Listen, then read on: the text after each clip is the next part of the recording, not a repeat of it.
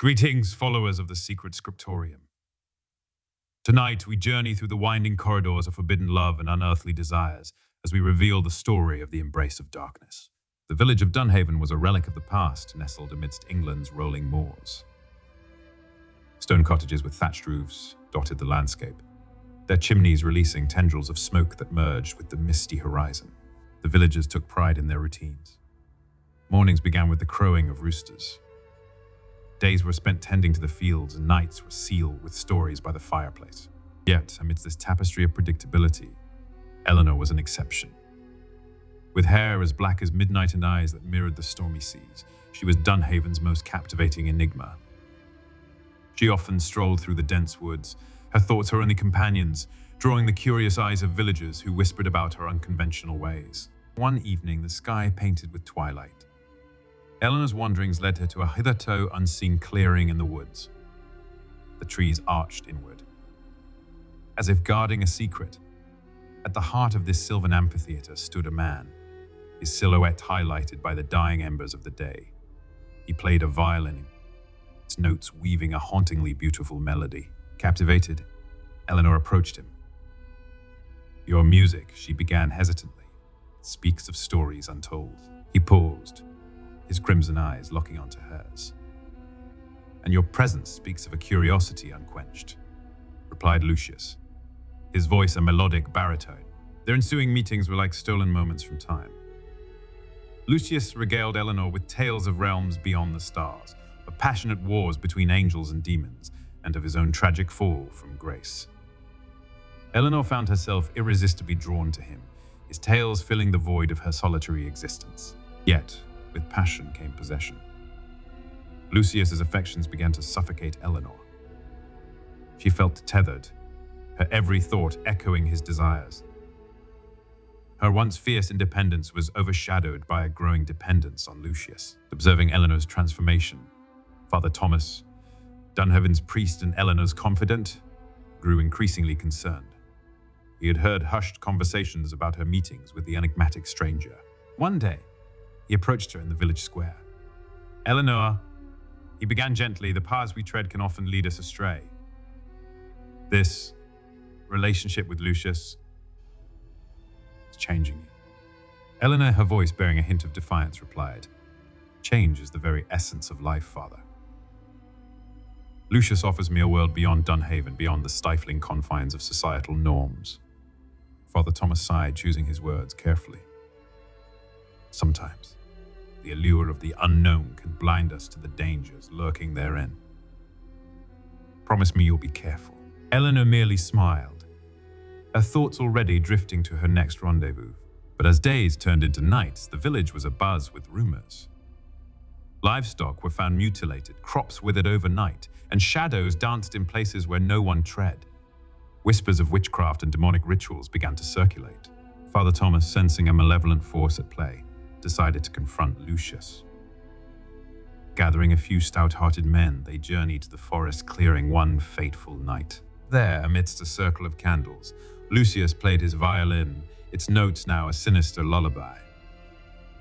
Eleanor, entranced, danced around him, her silhouette flickering in the candlelight. "Lucius," Father Thomas called out, holding a crucifix before him. "By the power of the Almighty, I command you to release this innocent soul." Lucius, his smile dripping with malevolence, responded, "Innocence is but a fleeting illusion, priest. Eleanor is now a part of my world, my symphony." Zen, mastering their courage, began chanting prayers, their voices rising above Lucius's violin. The very fabric of the forest seemed to ripple, as if reality itself was being torn asunder. As the confrontation intensified, Eleanor, her consciousness flickering, found herself torn between two worlds, one of familiar comforts and another of seductive darkness. The forest echoed with the harmonious collision of prayers and the violin's sinister serenade. The ground trembled beneath. The trees seemed to sway in response to the fervor of the spiritual combat unfolding in their midst. Eleanor, caught in the maelstrom of energies, felt a duality within her. Lucius's melodies pulled at the very essence of her being, promising a world of endless passions and untold power. Yet, The familiar chants of the villagers, led by Father Thomas, evoked memories of her childhood, of simpler times, and of the love and warmth of her community. Lucius, sensing the battle of wills within Eleanor, played with renewed vigor. Each note was a caress, a plea, a command. He moved closer to her, his fingers brushing against her skin, sending jolts of electricity through her. Father Thomas, beads of sweat forming on his brow, intensified his prayers. He remembered Eleanor as a child, her infectious laughter, her insatiable curiosity. He wouldn't let her be consumed by this darkness. Lord, protect her, he whispered, his voice choked with emotion. Suddenly the skies erupted. Thunder boomed, and an ethereal light pierced through the canopy, illuminating the clearing with a brilliance that seemed otherworldly. From this celestial glow, a figure emerged. An angel resplendent in armor, wielding a sword that shimmered with divine power. Lucius halted his playing, his expression a mix of rage and recognition. Azrael, he hissed. The angel Azrael responded with a voice that resonated with authority. Lucius, your transgressions know no bounds. Release the girl. Lucius, with a defiant laugh, retorted. She came to me, Azrael. She sought the knowledge, the passion. Why deny her? Azrael, his gaze fixed on Eleanor, replied, She is not yours to claim. Every soul deserves a choice. Eleanor, her senses heightened by the energies around her, felt a clarity she hadn't felt in what seemed like eons. She looked at Lucius, the allure still palpable, but now she also saw the chains he promised, the eternal bondage to his whims. Then she looked at Father Thomas, his face etched with concern and love, and the villagers, their voices united in prayer for her. The choice was clear.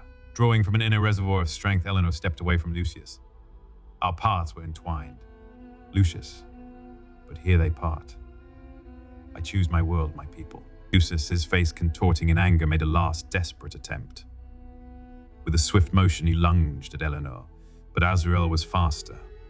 With a powerful swing of his sword, he created a barrier of light, repelling Lucius. The forest grew silent. The candles, once alight with a malevolent glow, were now extinguished. The only remnants of the night's battle were the scorch marks on the forest floor and the wearied expressions of the villagers. Eleanor, supported by Father Thomas, made her way back to Dunhaven. The village had been saved, but the scars of that night would remain, both on the land and in their hearts. Yet, as dawn broke, a new hope emerged. The community came together, their bonds strengthened by the ordeal. Eleanor, once an enigma, was now their beacon of resilience. However, in the shadows, unseen by all, a raven perched silently, its eyes glowing a familiar shade of crimson. The battle for Eleanor's soul might have ended, but the war was far from over. Dunhaven slowly returned to its ravines, but with a heightened sense of camaraderie. The once whispered legends were now spoken of openly, each villager adding their own embellishments, turning the tale into an epic saga of light against dark. Eleanor, at the heart of this legend, found herself both celebrated and sheltered. The villagers revered her resilience, but also feared for her safety. Every shadow, every unfamiliar face was viewed with suspicion. The village's protective instincts had been awakened. Yet, for Eleanor, the past events brought about a profound transformation. She began to study ancient texts, delving deep into the lore of angels and demons.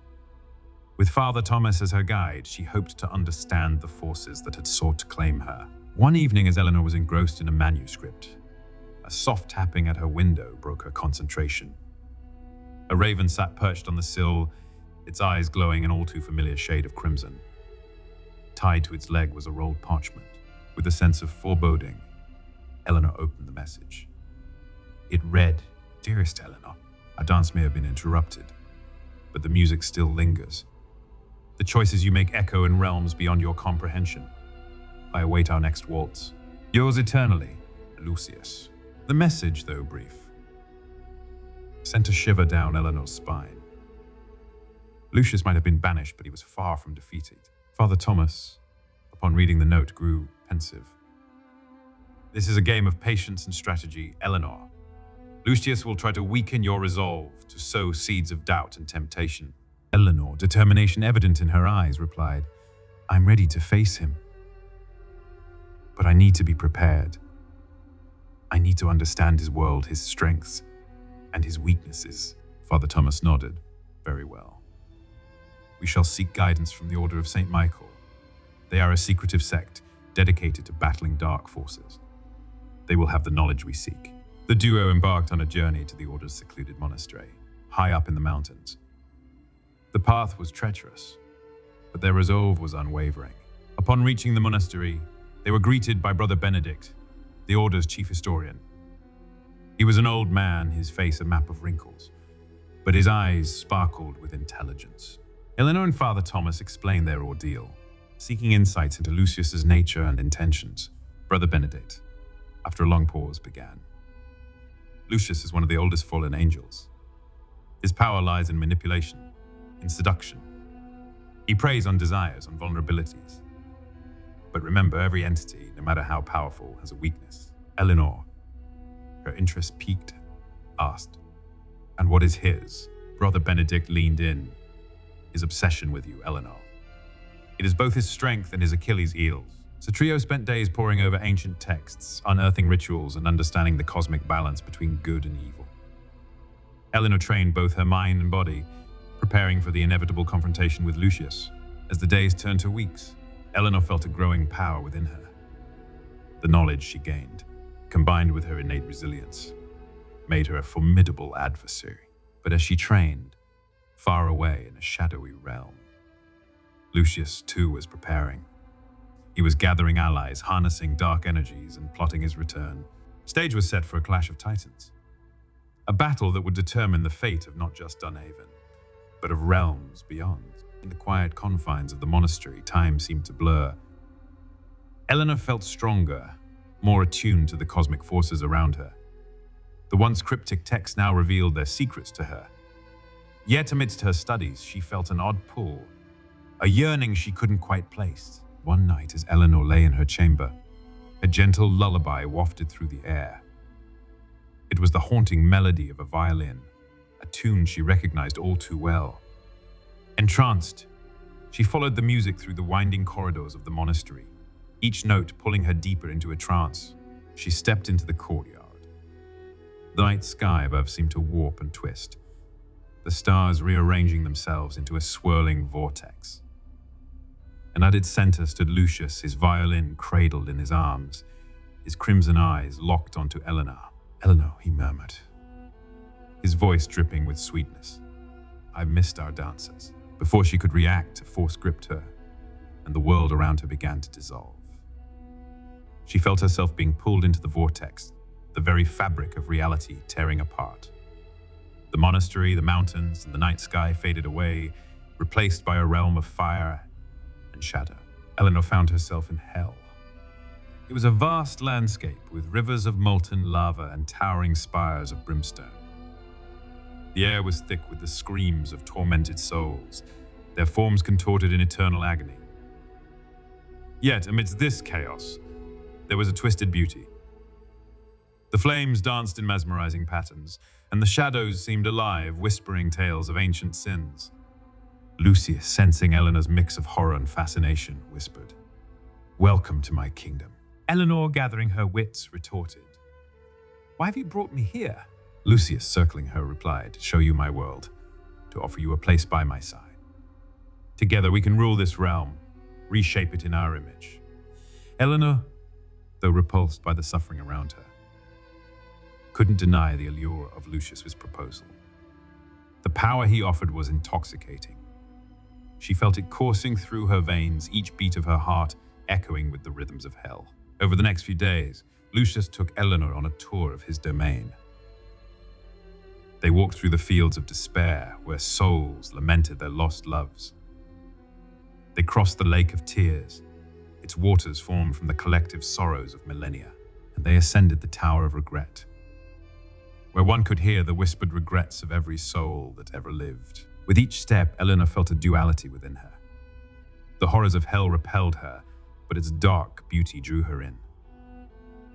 Lucius, ever the seducer, was by her side, whispering sweet nothings, promising her the world. However, as the days turned into nights, for there was no sun in this realm, Eleanor's thoughts turned to Dunhaven, to Father Thomas, and to the life she left behind. The weight of her decision, of the path she was treading, began to dawn on her. On the third day, as they stood atop the citadel of flames, overlooking the vast expanse of hell, Eleanor turned to Lucius, determination in her eyes. "Lucius," she began, "this realm, it's magnificent in its horror. But it's not my world. My place is in Dunhaven, with my people." Lucius, his face contorting with a mix of anger and pain, replied, "You would reject me after all I've shown you." Eleanor, her voice firm, responded, "I choose my destiny, Lucius. And it's not here." Lucius, after a moment of silence, whispered, "Very well. But remember, Eleanor, our dance is far from over." With a wave of his hand, the world around Eleanor began to dissolve. She felt herself being pulled upwards, the fires of hell receding into the distance. When she awoke, she's back in the monastery, the early rays of dawn filtering through the windows.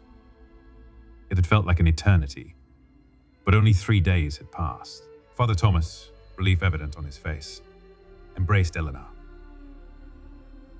"You're back," he whispered. Eleanor, tears in her eyes, replied, "Yes, but the journey is far from over." The monastery was abuzz with activity. Eleanor's disappearance and sudden return were seen as nothing short of miraculous. Whispers of her journey to hell spread like wildfire, turning her into a living legend within the monastery's ancient walls. But Eleanor felt changed. Her time in Lucius's realm had left an indelible mark on her soul. While she was more determined than ever to resist his pull, she also felt a deep-seated connection to the shadowy world she had glimpsed. One evening, as Eleanor was engrossed in a manuscript detailing the ancient battles between angels and demons, Brother Benedict approached her, a scroll in hand. "Eleanor," he began, "there's something you should see." Unfurling the scroll, Eleanor was greeted by an intricate tapestry of symbols. At its center was an image of a woman, her form surrounded by flames, with a fallen angel at her feet and a celestial being above her. This, Brother Benedict explained, is the prophecy of the Nexus. It speaks of a being, a woman who would stand at the crossroads between heaven and hell, with the power to tip the balance in favor of one realm. Eleanor, her heart racing, whispered, "And you believe I am this Nexus?" Brother Benedict nodded. "Your encounters with Lucius, your journey to hell and back, it all aligns with the prophecy. You, Eleanor, are the key to a battle that has raged for eons." The weight of this revelation was immense. Eleanor felt both honored and burdened by her newfound destiny. "What must I do?" she asked. Brother Benedict, his expression grave, replied, "You must train. Prepare for the final confrontation with Lucius. The prophecy speaks of a weapon, the celestial blade, which can vanquish any foe. We must find it." The subsequent weeks were a whirlwind for Eleanor. Alongside Father Thomas and Brother Benedict, she delved into the monastery's deepest archives, seeking clues about the celestial blade's location. Simultaneously, she underwent rigorous training, honing her newfound abilities and learning to harness the energies of both light and dark. Word of Eleanor's destiny reached the far corners of the monastery, and soon she had a cadre of monks and warriors aiding her quest. Among them was Gabriel, a young monk with a keen intellect and a fierce determination. He became Eleanor's closest ally, their bond forged in the fires of their shared mission. One fateful night, after poring over countless texts, Gabriel stumbled upon a hidden passage in an ancient tome. It spoke of a cavern high in the mountains, guarded by celestial beings, where the celestial blade lay hidden. Eleanor, Gabriel, Father Thomas, and an elect group of warriors set out on a perilous journey to the cavern. The path was fraught with challenges, from treacherous terrains to shadowy creatures sent by Lucius to thwart their quest. As they neared the cavern's entrance, they were greeted by a blinding light. From it emerged Seraphiel, a majestic archangel, his wings shimmering with 1,000 hues. "Eleanor," he intoned, "you seek the celestial blade, but to wield it, you must prove your worth." The air grew thick with tension as Eleanor stepped forward, ready to face whatever test Seraphiel had in store. The cavern's entrance seemed to pulse with anticipation. Eleanor, steeling herself, awaited Seraphiel's challenge. But before the archangel could speak, the skies darkened ominously. A chilling wind blew, extinguishing the torches and blanketing the area in an oppressive darkness. From the shadows, a horde of demons emerged, their grotesque forms contrasting starkly against the pure brilliance of Seraphiel and the celestial guardians of the cavern. At their forefront stood Lucius, his crimson eyes fixed on Eleanor, a predatory hunger evident in his gaze. Without warning, the once silent mountainside erupted into chaos. Angels and demons clashed in a ballet of violence, their ethereal weapons and dark magics lighting up the night. The very earth trembled under the might of their battle. Eleanor, caught in the crossfire, tried to reach the safety of the cavern. But Lucius was swift. With a speed that belied his size, he reached her, his grasp cold and unyielding. "You are mine," he hissed, beginning to drag her towards the dark portal he had opened, a gateway to hell. Father Thomas, witnessing the scene, engaged Marbus, a high-ranking demon known for his cruelty. Their battle was fierce, with Father Thomas drawing upon every ounce of his faith and strength. But Marbus, with his infernal might, managed to land a grievous blow, severely wounding the priest. With his vision blurring and strength waning, Father Thomas realized the grim reality. Lucius was moments away from escaping with Eleanor, sealing her fate and fulfilling the dark prophecy. In a moment of desperate clarity, Father Thomas remembered a forgotten law, a sacrificial act that would ensure a soul's passage to heaven, far from the clutches of hell. With his remaining strength, Father Thomas lunged at Eleanor, plunging a sanctified dagger into her heart. Eleanor's eyes widened in shock and pain, her lifeblood ebbing away. Lucius, taken aback, released his grip on her, his roar of frustration echoing through the mountains. Eleanor, feeling her life slip away, saw visions of Dunhaven, of her childhood, and of her adventures. As darkness claimed her, she felt an overwhelming sense of peace, a gentle pull upwards. Lucius, defeated and enraged, retreated with his demonic horde, vowing vengeance. The battleground grew silent. The angels, their forms weary but unbroken, began to heal the land, erasing the scars of the battle. Seraphiel approached the fallen forms of Eleanor and Father Thomas, a somber expression on his face. Father Thomas's sacrifice ensured Eleanor's salvation. Seraphiel intoned, "Her soul now resides in the celestial realms, safe from the darkness." Gabriel, tears streaming down his face, whispered, "Then it's not the end. It's a new beginning." Dunhaven was draped in mourning. Eleanor's tragic end sent shockwaves throughout the village, her memory immortalized in hushed conversations and tearful eyes. The cathedral, a beacon of faith and hope for generations, was chosen as the final resting place for Dunhaven's fallen heroine. But as preparations for Eleanor's funeral commenced, the village was plagued by a series of supernatural occurrences. The skies, once clear, were marred by dark, ominous clouds. The earth, stable for centuries, trembled with fury. Whispers of Lucius's wrath circulated, his pain manifesting in the very elements. The day of the funeral arrived, a somber affair marked by a heavy downpour. Villagers, clad in black, made their way to the cathedral, their cloaked hoods offering little protection against the torrential rain. Inside, candles flickered, their glow casting eerie shadows on the stone walls. As Father Thomas's successor, Father Gregory, began the eulogy, recounting Eleanor's bravery and spirit, a chilling scream echoed through the streets.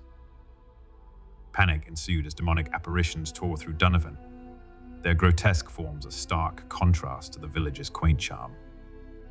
Homes were set ablaze and the once cobblestone streets ran red.